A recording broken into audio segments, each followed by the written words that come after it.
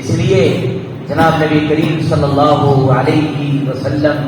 نے فرمایا کہ ایک زمانہ ایسا آئے گا کہ اپنے ایمان، اپنی ایمانی طاقت کو اور اپنے اسلام اور اسلامی شعائر کو بچانے کے لیے، اس پر جمنے کے لیے اور ایمانی مایا کو اور ایمانی سرمایہ کو بچانے کے لیے اور حفاظت کرنے کے لیے اس زمانے میں ایک مومن کو بڑی سے بڑی مشقت اور بڑی سے بڑی مصیبت کو جھیلنا پڑے گا۔ عن انس رضی اللہ تعالی عنہ قال قال رسول اللہ صلی اللہ علیہ وسلم یأتی علی الناس زمان الصابر فیکم علی دینہ کالقابض علی الجمر، رواہ الترمذی رحمہ اللہ تعالی۔ رسول اللہ صلی اللہ علیہ وسلم نے فرمایا آفتیں،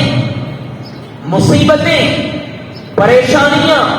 تکالیف، آزمائشیں اتنی خطرناک انسانوں خصوصاً مسلمانوں پر ٹوٹ پڑیں گے، ایسے حالات دیگر وہ ہو جائیں گے،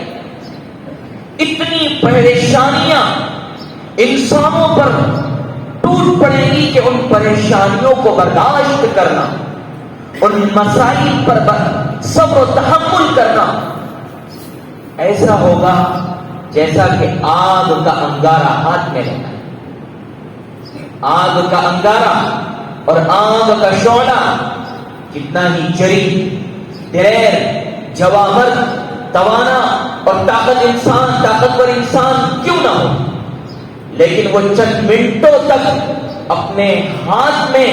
آگ کا شعلہ اور آگ کا انگارہ نہیں رکھ سکتا ہے۔ لیکن اگر اسے مجبور کیا جائے اور اس سے کہا جائے تم اپنے ہاتھ میں اس آگ کے شعلے کو اور اس آگ کے انگارے کو رکھو، وہ نہ چاہتے ہوئے جب اس آگ کے شعلے کو اور انگارے کو اپنے ہاتھ پر رکھے گا تو تکلیف اپنی انتہا کو ہوگی، دکھ اور درد اپنی انتہا کو پہنچ چکا ہوگا۔ بس بعینہ، جس طرح آگ کا انگارہ اپنے ہاتھ میں لے کر کھڑے رہنا اور تکلیف کو برداشت کرنا انتہائی دشوار کن امر ہے، بعینہ ایمان پر جمنا، ایمان پر ڈٹے رہنا، ایمان کے تقاضوں کو پورا کرنا اور اسلامی شعائر کو پورا کرنا، ان تمام چیزوں پر جمنا، انہیں پورا کرنا اور ان کے تقاضوں پر جمنا اتنا ہی مشکل ترین ہوگا جتنا کہ مشکل ترین امر اپنے ہاتھوں پر آگ کا شعلہ اور انگارہ لینا ہے۔ ان الذين قالوا ربنا الله ثم استقاموا، یہ شہادت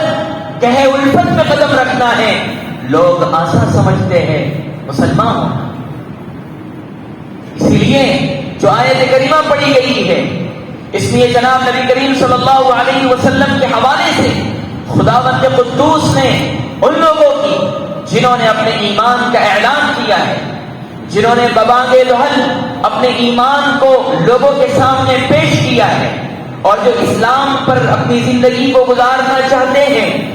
ان لوگوں کا خداوند قدوس نے برین واش کیا ہے،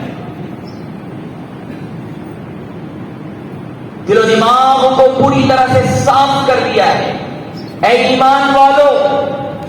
اے اللہ کے نام پر مر مٹنے والو، اے رسول اللہ صلی اللہ علیہ وسلم کی ذات پر اپنی جان و نثار کرنے والو، اے قرآن اور قرآن کے احکامات پر اپنی جان کو نچھاور کرنے والو، سنو اور غور سے سنو۔ الف لام میم، احسب الناس ان یقولوا آمنا وهم لا یفتنون، کیا تمہارا یہ خیال ہے، کیا تمہارا یہ گمان ہے کہ تم ایمان کا اعلان کرو، اپنے آپ کو مومن بنا لو، اپنے آپ کو یوں کہو کہ میں خدا کا اور خدا کے رسول کا ماننے والا ہوں، میں قرآن کو ماننے والا ہوں، تم نے اس بات کا اقرار کر لیا، تم نے اس بات کی گواہی دے دی اور بس این خیالستو محالستو جنو، یہ دیوانگی ہے، یہ پاگل پن ہے۔ وَهُمْ لَا يُفْتَنُونَ، کیا تم یہ سوچتے ہو کہ تمہیں آزمائش کی بھٹیوں میں ڈال کر تپایا نہیں جائے گا؟ کیا تمہیں جانچا اور پرکھا نہیں جائے گا؟ ضرور، تمہارے اعلان کر لینے کے بعد، تمہارے اقرار کر لینے کے بعد میں، تمہاری گواہی دے دینے کے بعد میں ہم تمہیں آلام و مصائب، شدائد اور تکالیف اور ابتلاء و آزمائش کی بھٹی میں ڈالیں گے اور تمہارے ایمان کو جانچیں گے اور پرکھیں گے۔ وَهُمْ لَا يُفْتَنُونَ، اگلی آیت کریمہ، وَلَقَدْ فَتَنَّا الَّذِينَ مِن قَبْلِهِمْ وَلَقَدْ فَتَنَّا الَّذِينَ مِن قَبْلِهِمْ فَلَيَعْلَمَنَّ اللَّهُ الَّذِينَ صَدَقُوا وَلَيَعْلَمَنَّ الْكَاذِبِينَ۔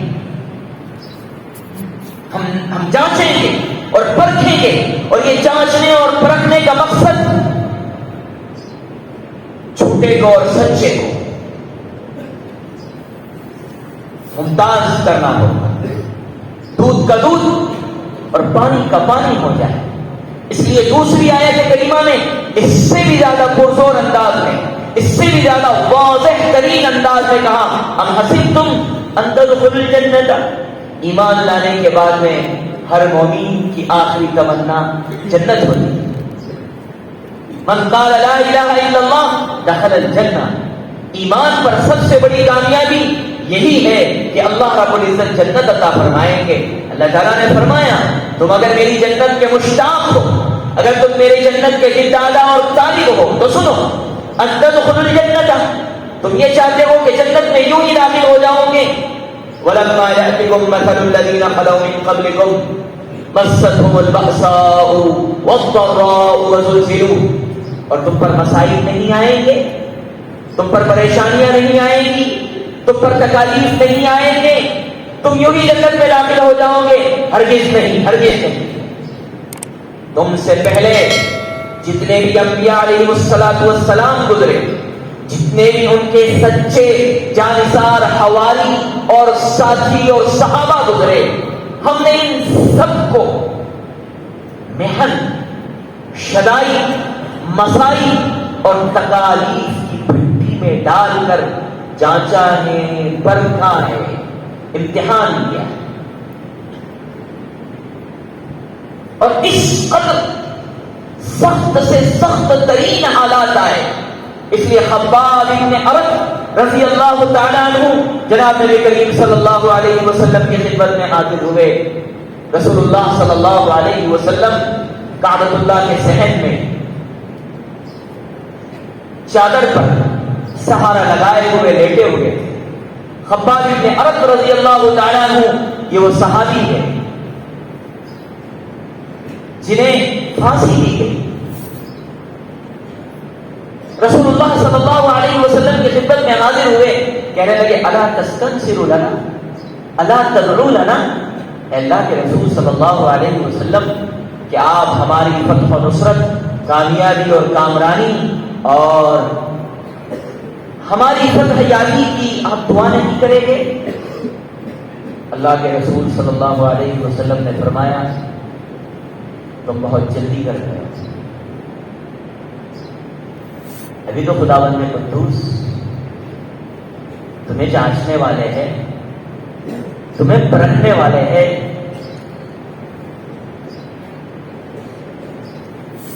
کیا تمہیں معلوم نہیں تم سے پہلی قوموں نے ایمان لایا، اللہ کی ذات کا اقرار کیا تو ان پر کیسی کیسی مصیبتیں آئیں، کیسی کیسی پریشانیاں آئیں۔ جو ایمان کا اقرار کرتا اسے پکڑا جاتا، گڑھا کھودا جاتا اور گڑھے میں اسے زندہ دفن کر دیا جاتا۔ کسی کو پکڑا جاتا اور پکڑے جانے کے بعد میں لوہے کا آرا لایا جاتا اور اس کے سر پر رکھا جاتا اور سر کے بیچ سے اس کو چلا کر کے اسے زندہ دو ٹکڑے کر دیے جاتے۔ کسی کو تپتے ہوئے تیل میں ڈال کر کے بھون دیا جاتا، لوہے کی کنگھیوں کے ذریعے سے جیتی جاگتی جان سے اس کے ہڈیوں سے گوشت کو چھڑا دیا جاتا لیکن ایسی ایسی مسائل اور تکالیف اور پریشانیوں کے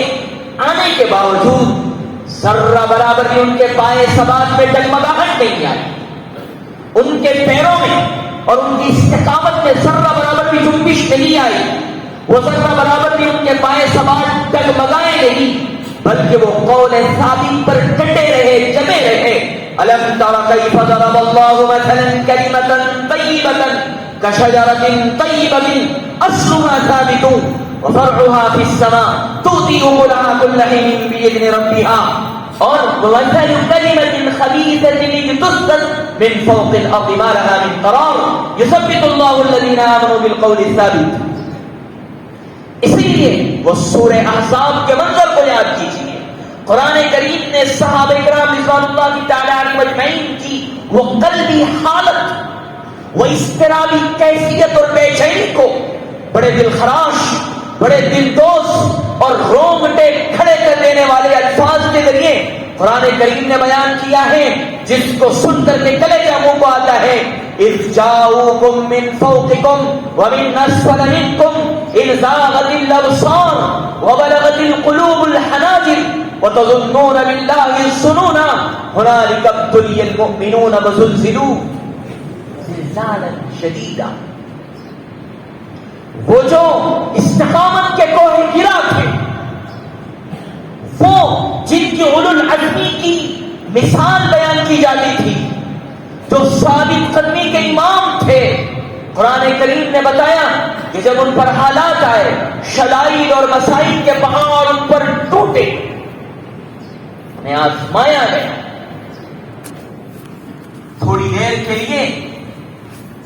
وہ مختلف خیالات میں